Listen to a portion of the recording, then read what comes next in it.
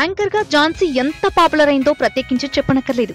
Senior anchor and నటిగా మంచి పేరే ఉంది. అయితే కెరీర్ లో తొలినాళ్లలో అవకాశాల కోసం ఎంతగానో ఇబ్బంది పడ్డ ఝాన్సీ ఫ్యామిలీ లైఫ్ లో అంతకంటే ఎక్కువగా కష్టాలు పడిందని చాలా మందికి తెలియదు. నటుడు జోగి నాయుడిని పెళ్లి చేసుకున్న ఝాన్సీ ఓ కూతురు పుట్టిన తర్వాత అతడి నుంచి విడిపోవాలని నిర్ణయించుకుంది. అయితే అతని నుంచి విడిపోవడానికి కూడా చాలా కష్టపడిందనే విషయం కొంతమందికి మాత్రమే తెలుసు. కోర్టు ద్వారా విడాకుల కోసం దాదాపు 8 ఏళ్లు కోర్టు చుట్టూ తిరిగిన ఝాన్సీ ఆ సమయంలో అనేక ఆటుపోట్లను ఎదుర్కొన్నారు.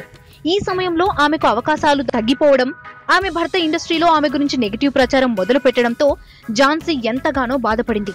ఈమె ఎట్టకేలకు భర్త నుండి విడాకులు పొందింది.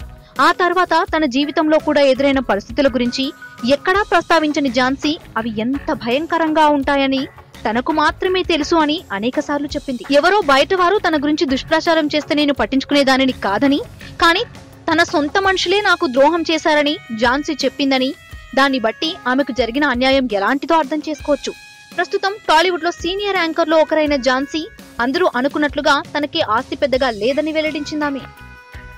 ఈ వీడియోపై మీ విలువైన కామెంట్స్ ని మాతో షేర్ చేసుకోండి.